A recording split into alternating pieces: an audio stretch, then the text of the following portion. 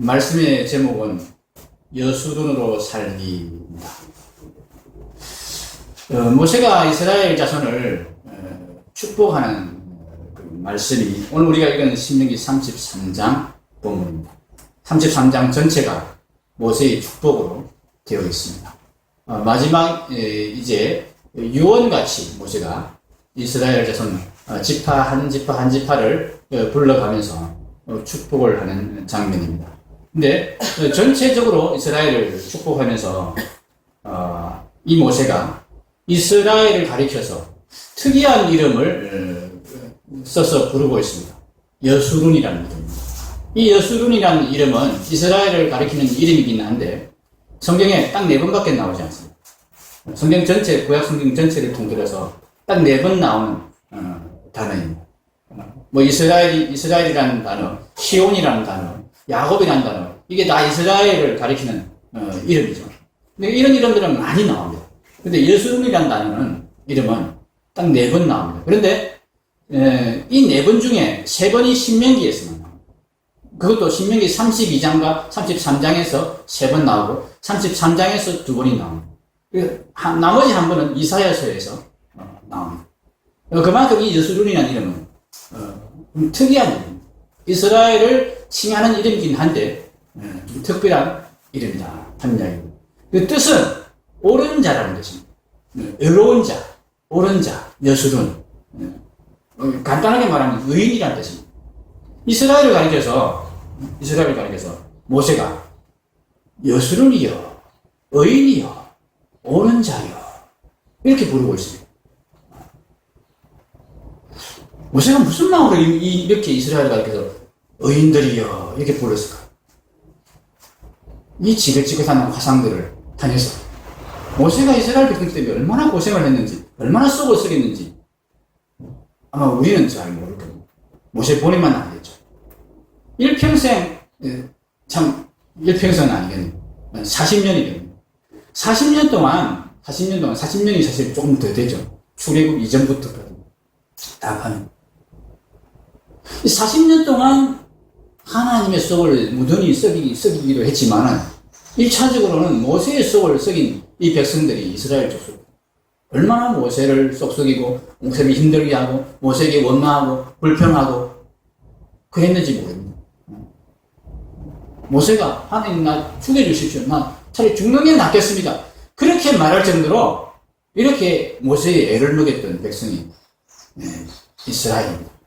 말 안 듣고 엉뚱한 짓 하고 나쁜 짓 하고 하나님 원망하고 그러면서 하나님께 참 혼이 나고 이 일을 계속 40년 동안 하면서 반복했던 자들이 바로 이 이스라엘입니다. 그런데 이 이스라엘을 향해서 모세가 여수룬이여 이렇게 부르고 있어요. 무슨 근거로 모세는 이스라엘을 축복하는 자리에서 여수룬이라는 이름을 사용해서 이스라엘을 부르고 있느냐?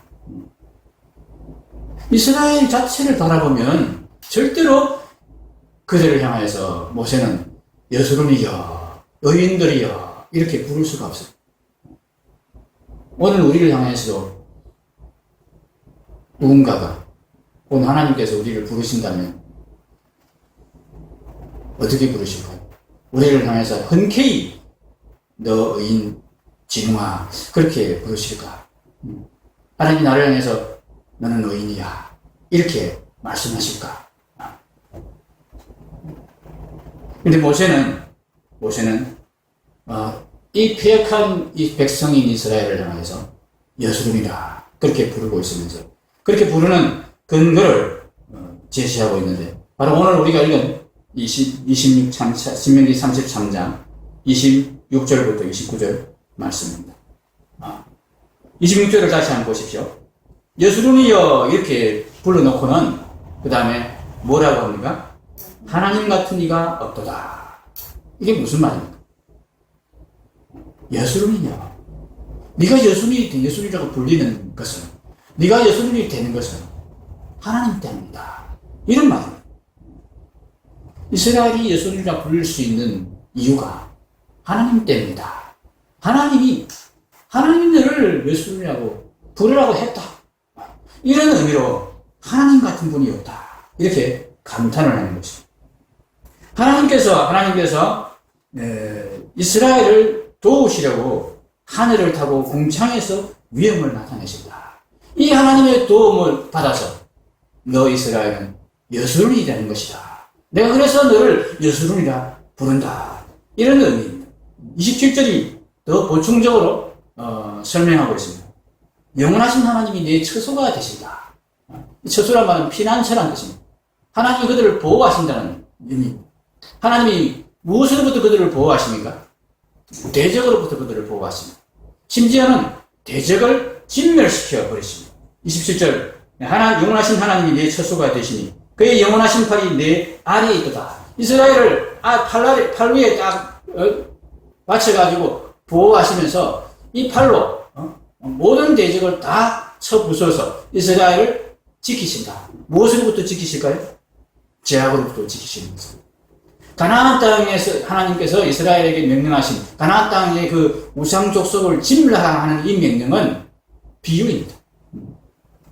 가나안 땅에 있는 모든 죄악을 온전히 다 진멸해서 좀 의로운 하나님의 백성으로 이스라엘이 세워질 것을 하나님은 명령하신 것입니다. 가나안 땅 정복의 역사는 우리 안에 있는 하나님 우리에게 주신 우리 몸과 우리의 생명 가운데 깃들어 있는 여전히 아직까지 남아있는 죄악의 습성들을 뿌리까지 다 뽑아 진멸하라는 그 명령입니다. 가나안 정복 전쟁은 그런 전쟁입니다. 그 전쟁에서 하나님이 어떻게 한다고 그랬습니까? 이스라엘의 피난처가 되신다. 뿐만 아니라 피난처만 소극적으로 보호만 하실 뿐만 아니라 적극적으로 대적을 멸하시는 이런 일까지 하심으로써 하나님이 이스라엘을 여수론으로 만들어 가신다 하는 이야기입니다. 28절 말씀입니다.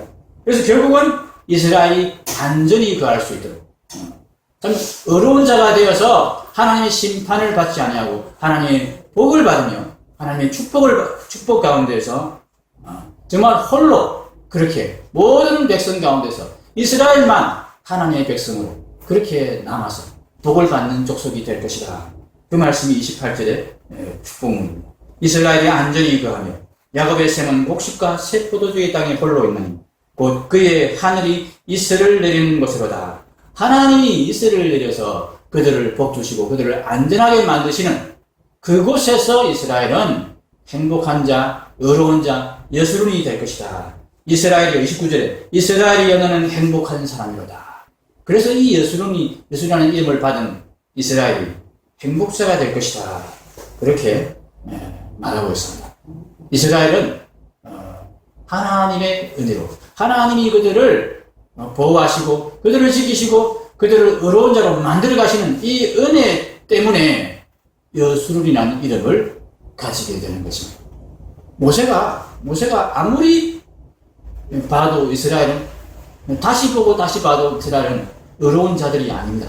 그럼에도 불구하고 모세는 이 이스라엘의 12지파를 축복하는 장면에서 하나님의 은혜를 분명히 믿고 하나님이 이스라엘을 의로운 자로 행복한 자들로 분명히 만드실 것을 믿으며 그들의 이름을 여수론이라 이렇게 부르고 있는 것입니다. 하나님이 이스라엘을 여수론으로 만드십니다. 하나님이 우리를 의로운 자로 만드십니다. 하나님이 우리를 의로운 하나님의 백성으로 거룩한 백성으로 만드셔서 우리가 하나님의 나라의 모든 생명과 복을 누리게 만드십니다. 우리가 이것을 믿어야 됩니다. 여러분 이것을 믿으시기 바랍니다. 내 모습을 바라보면 이스라엘 족속에 그동안에 했던 그 형태를 생각하면 도저히 여수론이 될 수가 없는데 모세는 그들을 향해서 여수론이라 이렇게 부르고 있다. 오늘 하나님께서도 우리 주 예수님께서도 우리를 향해서 이전에 우리 모습을 보면 지금 우리의 형편을 봐도 그렇게 도저히 부를 수 없음에도 불구하고 하나님이 그렇게 하시겠다고 하나님이 이스라엘과 언약을 맺으시면서 내가 너의 하나님이 되겠다 그렇게 맹세하신 이 맹세 때문에 이스라엘을 향해서 여수론이라 불렀듯이 하나님께서 우리를 향해서 예수님의 목숨으로 예수님의 십자가의 피로 내가 너희를 사랑한다 내가 너희를 내 자녀로 삼았다 이렇게 맹세하셨기 때문에 그 맹세 때문에 우리가 하나님의 자녀가 될 것이고 하나님의 거룩한 백성이 분명히 될 것이라는 것을 우리가 믿는 믿음을 가지게 되는 것입니다. 그래서 우리는 서로를 향하여서 여수론이야 그렇게 부를 수 있게 되는 것입니다. 하나님이 다 하십니다. 하나님이 해 주실 것입니다. 하나님이 해 주실 것이니까 이스라엘은 아무것도 하지 않아도 되는 거야. 그러면 우리는 아무것도 하지 않아도 되는 거야. 가만히 있으면 되겠네. 예, 맞습니다. 가만히 있으면 됩니다. 그런데 문제는 우리가 가만히 있지 못하는 것이 문제예요. 하나님이 우리에게 가만히 좀 있으라고 합니다. 내가 다 해줄 테니까 가만히 좀 있으라. 아무것도 하지 말고 가만히 좀 있는 것부터 한번 해보자. 그러시는데 우리가 가만히 있지를 못하고 아무것도 하지 않는 그런 사람이 되지를 못하는 것입니다. 하나님이 다 해주실 것을 믿고 가만히 있으면서 아무것도 하지 않는 것, 이것이 우리가 행복한 사람이 되는 첫 번째 비결입니다.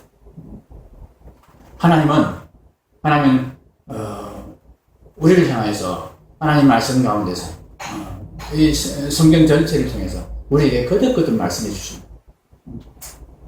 네가 너를 사랑하는 것, 그것으로 너는 행복해질 수 없다고 말씀하시고, 내가 나를 사랑하는 그것으로 인해서 내가 행복해질 수 없다고 말씀하시고, 심지어는 다른 사람들이 나를 사랑하게 만드는 것으로 내가 행복해질 수도 없다고 말씀하시고, 유일하게 우리가 행복할 수 있는 비결은 하나님이 나를 사랑하시는 것입니다. 하나님이 나를 위해서 하나님 모든 것을 쏟아 부어 주실 때에 우리는 완벽한 행복을 누릴 수 있습니다. 우리는 안전한 삶을 확신하며 살 수 있습니다. 하나님께서 나를 사랑하시고 하나님께서 나를 책임져 주실 때에 내가 안전하고 행복해집니다. 이것이 28절, 29절의 말씀입니다. 사실 살아있는 생명체가 아무것도 하지 않고 지낸다는 것이 불가능한 이야기죠. 그럴 수 없지요. 그런데 이 우리들이 하도 자기 욕심을 채우기 위해서 기를 쓰고 일하고 자기를 행복하게 만들기 위해서 정말 온갖 짓을 다 하면서 심지어는 다른 사람에게 해코지까지 하는 그런 지경에까지 이르다 보니까 하나님이 먼저 우리에게 요구하시는 것이 가만히 좀 있어. 네 행복을 위해서 너는 아무것도 하지 말아라. 이것을 주문하시는 것입니다.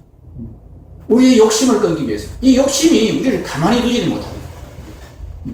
하나님이 우리를 챙겨주실 때까지, 하나님이 나를 채워주실 때까지 가만히 있지를 못하고 내가 나를 챙길 거라고, 내가 나를 행복하게 만들 거라고, 내가 나를 안전하게 만들 거라고 나서서 일을 벌이다가 결국은 오히려 그것이 우리를 망치고 우리를 행복하지 못하게 불행하게 만드는 결과를 초래하는 것입니다. 그래서 하나님께서 가장 먼저 우리에게 시키시는 연습이 있습니다. 하나님의 백성에게 네가 나의 백성이 되어서 행복한 삶을 살기 위해서 먼저 해야 될 것, 가만히 있기다. 아무것도 하지 않고 가만히 있기다. 하나님을 믿고 나를 믿고 좀 가만히 있어라. 너의 행복을 스스로 만들어가려는 그런 시도들을 그만 좀 하고 가만히 잠잠히 하나님만 바라보는 그 자리에 좀 머물러 있어 봐라. 하나님이 그렇게 우리에게 요구하시는 것입니다. 그런 자를 향하여서 하나님이 나를 책임져 주시고 하나님이 나를 대신해서 나의 삶을 살아주실 것을 그렇게 믿으면서 아무것도 하지 않고 하나님만 바라보는 그 자리에 있는 자, 그런 연습을 하는 자, 그 사람을 가리켜서 성경은 나지르라 이렇게 이름을 붙입니다. 존귀한 자다, 거룩한 자다, 구별된 자다 이렇게 이름을 붙입니다. 나지르라고 제가 표현하니까 여러분이 좀 생소하시겠죠? 나시린이랍니다. 나시린 들어보셨죠?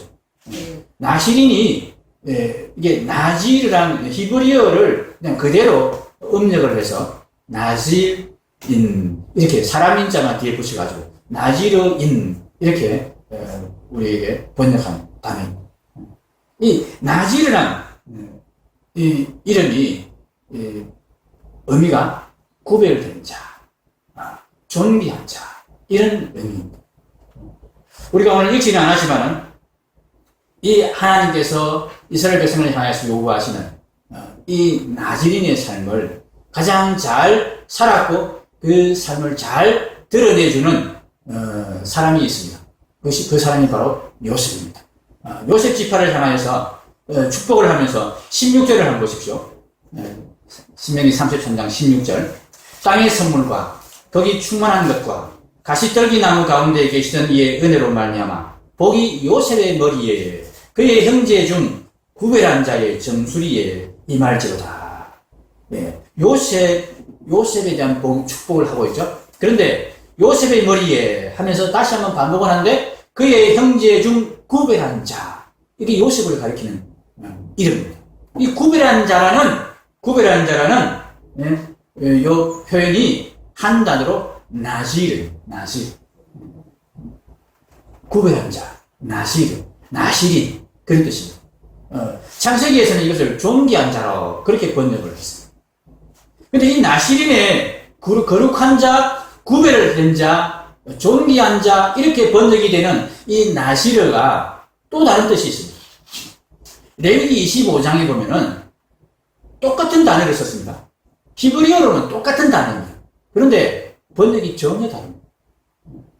제가 찾아보지는 않겠습니다. 레위기 25장 5절에 나오고 11절에 나옵니다. 가꾸지 아니한 포도나무, 깁니다. 이 세 말이 모여가지고 나지르를 번역한 말이 됐어요. 한 단어를 이렇게 번역했다는 거예요. 가꾸지 아니한 포도나무. 안식년의 포도나무를 말하는 것입니다. 안식년의 포도나무. 며칠 년마다 돌아오는 안식년 때는 이스라엘은 포도원을 가꾸지 않습니다. 그냥 내버려둡니다. 그 내버려둔 포도원은 누구나 와서 먹을 수 있게 그렇게 해야 됩니다. 자기만 먹는 것이 아니고 모든 가난한 자들이 언제든지 와서 먹을 수 있게 안식년의 포도는 그렇게 하나님이 규칙을 정했어요. 가꾸지 마라. 이 가꾸지 아니한 포도나무를 통해서 하나님은 이스라엘에게 복을 주시는 것입니다. 이 가꾸지 아니한 포도나무로 하나님 앞에 이스라엘이 드려질 때 이 안식년을 지키는 그 지킴을 통해서 하나님은 이스라엘을 책임져 주신다는 것을 분명하게 드러내십니다. 7년마다 한 번씩 농사를 안 지으면 그 다음에는 굶으란 말이냐? 아닙니다. 하나님이 그 전에 소출을 2배, 3배로 많게 주겠다고 약속하셨어요. 너희들이 농사 1년 동안 꼬박 농사 하나도 지지 않고 팽팽 놀아도 내가 다 먹을 수 있도록 너희들에게 그 전에 그 다음에 풍성한 소출을 허락해 줄 테니까 나를 믿고 푹 쉬어. 가꾸지 마라. 너희가 너희 자신을 가꾸고 노력하고 막 뭘 벌고 해서 너희 자신을 행복하게 만들고 네 자신을 챙기고 네 자신의 생존을 보장받으려고 하지 마라. 너희의 안전과 너희의 생명과 너희의 평안은 내게 달려있는 것이지. 내가 너희를 살게 하고 내가 너희를 행복하게 하는 것이지 너희가 스스로 힘을 내어서 애써서 너희 자신을 행복하게 할 수 없다. 너는 이것을 인정해라. 이것을 인정하고 고백하는 의미로 하나님은 안식년을 지키게 하신 것입니다. 안식일도 마찬가지입니다. 일주일 내내 일해도 먹고 살기 빠듯하고 힘든데 일주일 하루를 온전히 아무 일도 하지 말고 단순히 예배를 드리라는 얘기가 아닙니다. 단순히 예배를 드리는 것이 아니고 아무 일도 하지 말면 자기를 세우고 자기를 안전하게 하고 자기의 소출을 많게 하려는 자기의 생산량을 늘리려는 어떤 행위도 하지 말라고 하십니다. 그 안식일을 지키는 믿음의 고백은 하나님이 나를 지키신다는 것을 믿는 믿음의 고백입니다. 나의 행복이 하나님께 달려있다는 그 믿음의 고백으로 안식일을 지키는 것이고 안식년을 지키는 것이고 또 50년 만에 또 다가오는 희년을 지키는 것이 이스라엘의 신앙 생활이었습니다.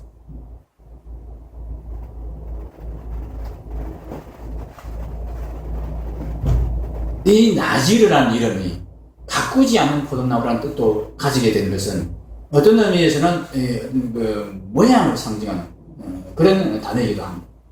그럼 나시린의 규례 중에 나시린이 하지 말아야 될 것, 나시린이 멀리 해야 될 것 세 가지가 있습니다. 이 멀리 하다라는 뜻이 바로 나자르라는 동사인데 나지르의 동사입니다. 그래서 멀리 하는 사람이 바로 멀리하고 떨어져 있는 사람이 바로 나실입니다. 구별된 자요, 존귀한 자요, 거룩한 자, 하나님의 백성이랍니다. 하나님의 백성은 뭔가를 멀리 해요. 뭔가 떨어져 있어야 됩니다. 그 떨어져야 되는 게 뭐냐? 바로 자기가 자기를 챙기고 자기를 세우려는 그 모든 노력으로부터 떨어지고 멀어지는 것이 하나님의 백성, 거룩한 자들이 해야 될 일입니다. 이것을 하나님은 하라고 요구하십니다. 특별히 이 머리에 삭도를 대지 말 것을 요구하십니다. 머리가 엄청 길고 있으면 멋있을 것 같죠? 지금도 여러분 머리가 좀 길면 머리를 감는 게 얼마나 힘듭니까? 샴푸도 많이 들고 네? 감을 때도 힘들고 헹굴 때도 시간이 많이 걸리고 그렇죠? 네. 저는 그걸 잘 몰랐는데 저희 집 사람이 그런 이야기를 해서 제가 알게 됐습니다. 우리는 머리가 이렇게 짧으니까 머리 감는 게 쉬운 일인데 머리 감는 일이 거의 목욕만큼이나 큰 행사더라고요. 이 머리 기신 분들은. 근데 그 옛날에 샴푸도 없고 비누도 없는 그 옛날에 머리를 평생에 한 번도 머리를 안 감고 머리를 기른 사람이 이 머리를 관리하려면 얼마나 힘들겠습니까? 아마 많이 더러웠을 것입니다. 힘들게 됐을 것입니다. 그런데 하나님이 나시린의 상징이 바로 이 머리입니다. 가꾸지 않는 이 머리. 가꾸지 않은 포도나무의 모습이 막 삐쭉삐쭉 이거 막 가지가 온 대로 흩어지고 이렇게 무성해져 있는 그 포도나무 그 모습이 이 나시린의 가꾸지 않은 머리하고 자르지 않는 삭도를 대지 않는 머리하고 같이 연상이 되는 거죠. 그래서 가꾸지 아니하는 포도나무 자르지 않은 머리 이것이 나시린의 상징이 되는 거죠. 너를 가꾸지 마라. 좀 보기 싫어도 냄새나도 너는 나시린이라니까. 내가 너를 챙겨주고 내가 너를 씻겨주고 내가 너를 깨끗하게 해주고 내가 너를 살게 해준다. 이것을 너는 고백하는 의미에서 평생 머리에 삭도를 대지 마라. 하나님 그렇게 나시린에게 규례를 주신 거죠. 야, 이 나시린이 바로 요셉이라는 사람에게 나시린의 이름이 불려졌습니다. 요셉의 머리에 그의 형제 중 구별한 자의 정수리에 이렇게 표현되어 있어요. 요셉이라는 사람이 이 나시린의 삶을 좀 대표적으로 살다 간 사람. 요셉의 생애를 여러분이 기억하고 계시죠? 참 철없는 사람이죠. 요셉은. 있는 그대로 자기를 드러낸 사람.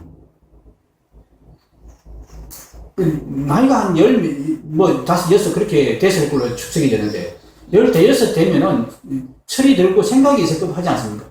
그런데 자기 꿈 이야기를 형들에게 그냥 무시하는. 첫 번째는 몰라서 그렇다 치더라도 두 번째 또 합니다. 형들이 싫어하는 거 뻔히 알면서도. 그러다가 어떻게 됩니까? 형들의 미움을 받아서 애굽의 노예로 팔려갑니다. 근데 그 애굽의 노예로 팔려간 이 요셉이 그 노예 상태에서 벗어나기 위해서 발버둥을 치지 않습니다. 순수를 쓰지 않는다는 이야기입니다. 여러분 생각해 보십시오. 보디발이라는 시대 대장의 집에서 노예로 있었습니다. 그런데 보디발의 아내가 자기를 좋아합니다. 자, 찬스다. 됐다. 이 여자를 이용해서 내가 이 노예의 신분을 벗어야 되겠다. 여러분 같으면, 우리 같으면 그런 생각하지 않겠습니까? 어떻게든 잘 보이고 그 여자를 어떻게든 설득해서 내가 이런 신분에 있으니까 도저히 당신을 어떻게 사랑할 수도 없고 그렇게 당신에게 좀 접근할 수도 없으니까 나를 좀 이 노예에서 먼저 좀 해방을 시켜주시오. 그러면 내가 당신을 얼마든지 사랑하겠소. 이렇게 거래를 할 수도 있는 거 아니에요. 그런 생각을 전혀 하지 않았습니다.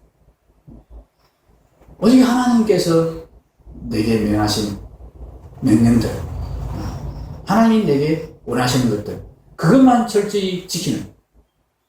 아니, 여러분 같은 원망의 마음으로라도 그렇게 하기 힘들지 않겠습니까? 하나님 살아계시면 나를 이렇게, 내가 아무 잘못도 없는데, 이렇게 노예로 팔리고, 이런, 참, 먼 나라에 이렇게 참 종살이를 하도록 하나님 나를 이렇게 내버려 주시는 하나님, 나는 그런 하나님 안 믿을 거야. 그렇게 할 법도 한데요. 요셉은 끝까지 자기의 자리를 그대로 지켰습니다. 그 자리를 벗어나려고 발버둥 치지도 않고 그 자리에서, 주어진 그 자리에서 하나님의 말씀을 지키는 삶, 하나님의 계명을 지키는 그런 순결한 삶을 사는 일에 요셉은 최선을 다했던 것입니다. 감옥에 들어가서도 마찬가지입니다. 감옥에 들어가서도 억지로 그 감옥에서 벗어나려고 발버둥 치지 않았습니다. 물론 그 술 맡은 간원장에게 꿈 해석을 해주면서 당신이 나가게 되면 나를 좀 이렇게 기억해 주세요. 부탁을 했습니다. 그러나 이 사람이 나오고 나서는 까맣게 잊어버렸습니다. 그러면 요셉이 그 감옥에 계속 들락날락 하는 사람이 있지 않습니까? 그런 사람들에게 부탁해서 그 사람들이 좀 이야기해 주세요. 그 사람이 분명히 나한테 약속했는데 좀 이야기 좀 해주세요. 그렇게 하면서 계속적으로 시도할 수 있습니다. 그런데 요셉은 그렇게 하지 않았습니다. 하나님께서 그를 꺼내주실 때까지 가만히 기다리고 있는 것입니다. 아무것도 하지 아니하고 기다리고 있는 것입니다. 요셉이 만약에 중간에 자기의 어떤 노력을 기울여서 자기의 순수를 부려서 자기가 노예에서 벗어나고 감옥에서 벗어나는 일을 했더라면 어떻게 되겠습니까? 하나님은 바로에게 꿈을 주셔서 바로가 정말 그 꿈 때문에 정말 두려워하고 근심하는 가운데서 그 꿈을 해석해 준 사람을 찾고 그렇게 바로가 꿈을 해석해 주는 사람을 찾을 때 요셉이 어디에 있어야 됩니까? 요셉이 감옥에 있어요. 왜 그렇습니까? 지금 같으면 사람을 찾는 일이 어렵지 않습니다. 그렇죠? 요셉이 노예 상태에서 벗어나서 혹은 감옥에서 벗어나서 어디 다른 곳에 가서 살고 있다 할지라도 심지어는 애국을 벗어나서 자기 고향으로 돌아가 있다 할지라도 이 요셉을 수소문해서 찾으려면 얼마든지 찾을 수 있습니다. 그죠? 근데 그 당시는 어떻습니까? 조금만 다른 곳에 있어도 조금만 떨어져 있어도 사람을 찾을 수가 없습니다. 한 사람 집집마다 찾아다니면서 찾아야 되는데 어떻게 그 사람을 한 사람을 찾아내겠습니까? 임금의 명령은 급한데 당장 찾아봐야 되는데 찾고 있겠습니까? 요셉은 임금 앞에 나아갈 수 있는 기회를 얻지 못할 것입니다. 찾으면 당장 바로 지금 찾아올 수 있는 자리 어디입니까? 감옥. 움직이지 못하고 항상 거기 있는 그 자리. 바로가 찾을 때 바로 찾을 수 있도록 하기 위해서 하나님은 요셉을 감옥에 계속 두신 겁니다. 하나님이 지금 뭔가를 회복하고 계신데 우리 인생을 들어서 우리 인생을 사용해서 하나님이 우리에게 최고의 복을 주시기 위해서 애굽의 총리로 요셉을 만들기 위해서 하나님이 지금 작업을 하고 계신 겁니다.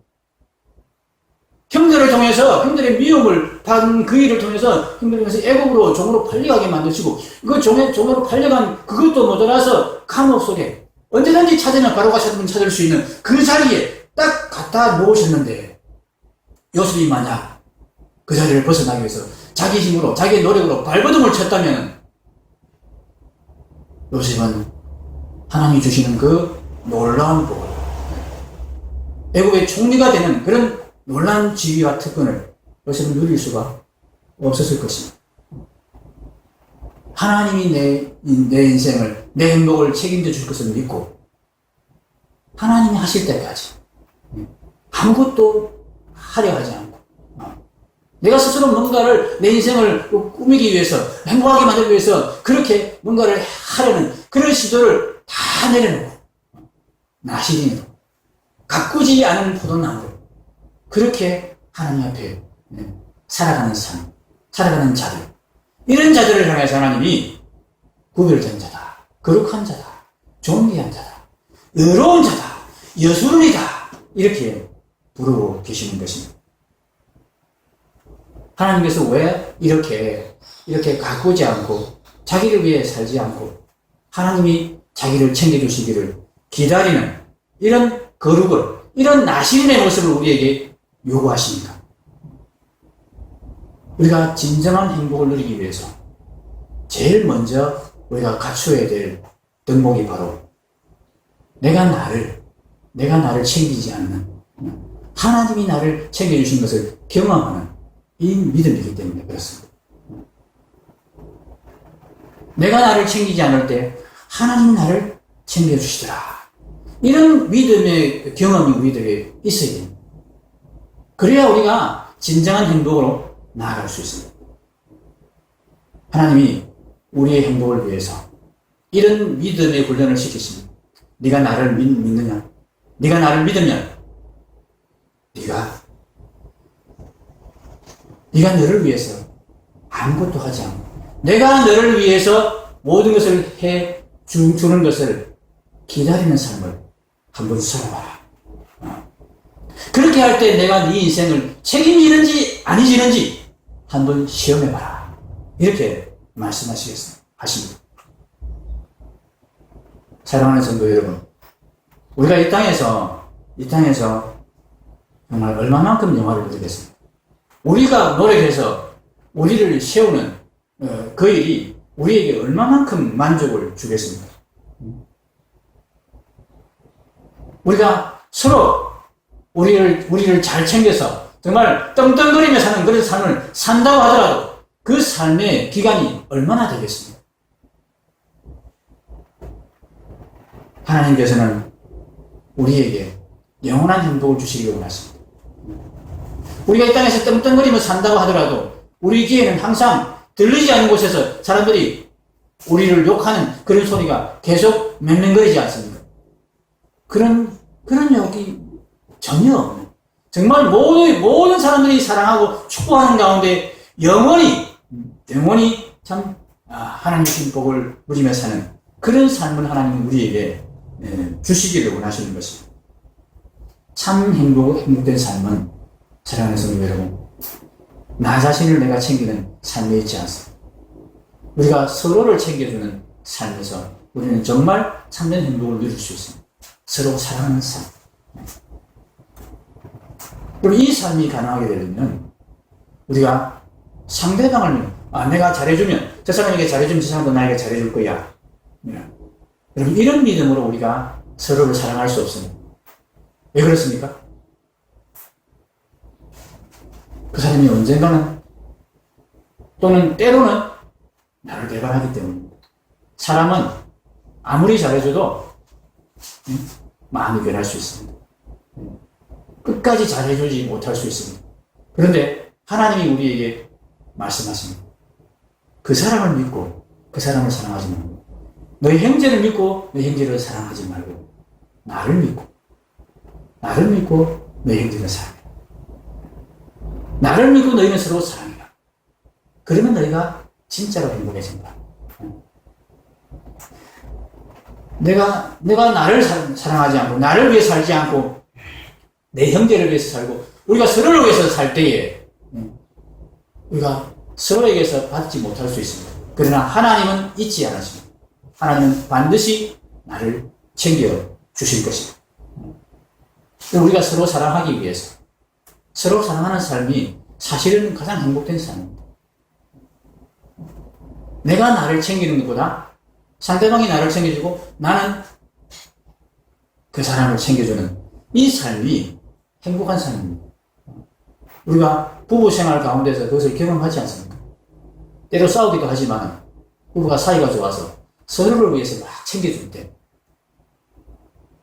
내 건 내가 먹고, 내 건 내가 챙기는 것보다 더 행복하지 않습니까? 더 마음이 즐겁지 않습니까? 거기에 행복이 있다고 하나님 우리에게 말씀하시는 것입니다. 그런데 이런 삶이 계속되려면 무엇이 있어야 됩니까? 저 사람을 내가 계속 챙겨주면 그 사람이 나를 챙겨줄 것이다. 이것을 기대해서는 우리는 계속적으로 사랑할 수 없습니다. 우리가 믿어야 될 것은 하나님. 하나님의 약속입니다. 네가 네 형제를 사랑하면, 네가 너를 챙기지 않고 네 형제를 위해서 네가 살아가면 내가 너를 챙겨주마. 내가 너의 인생을 책임져주마. 이거 시험해봐라. 이 믿음 갖게 하기 위해서 먼저 하나님께서 아무것도 하지 말고 하나님이 하나님이 내가 너를 챙겨주는지 안 챙겨주는지 한번 시험해봐라. 나시린의 삶을 한번 살아봐라. 자기를 위해서 아무것도 챙기지 않는 그런 삶. 자기를 챙기는 모든 일들을 멀리하는 삶. 이 삶을 한번 살아봐라고 우리에게 말씀하시는 것입니다. 우리가 이 나시린의 삶을 살면서 하나님께서 나를 챙겨주시는 그 경험을 하였을 때, 그 믿음이 생겼을 때 우리는 이제 한 단계 더 나아갈 수 있는 것입니다. 이제 우리는 나를 챙기지 않냐고, 우리가 살아있는데 아무것도 하지 않고 살 수 없지 않습니까? 이제 나를 챙기는 모든 일은 그만두고 무슨 일을 하며 삽니까? 우리 형제를 챙기고 하나님이 사랑하는 나의 이웃을 사랑하는 그 삶을 살면서 살아가는 것입니다. 그렇게 할 때 하나님께서 우리를 챙겨주시면서 우리의 행복을 보장해 주신다. 그렇게 말씀하시는 것입니다. 이건 한번 해보십시오. 하나님 정말 내가 나를 챙기지 않을 때 하나님이 나를 챙겨주시는지 않는지 한번 시험해 보십시오. 하나님께서 이렇게 우리에게 말씀을 주셨습니다. 이스라엘이여 너는 행복한 사람이로다. 같이 읽겠습니다. 이스라엘이여 너는 행복한 사람이로다. 여호와의 구원을 너같이 얻은 백성이 누구냐? 그는 너를 돕는 방패시요 내 영광의 칼이시로다. 네 대적이 네게 복종하리니 네가 그들의 높은 곳을 밟아주로다. 하나님이 우리를 도우신다.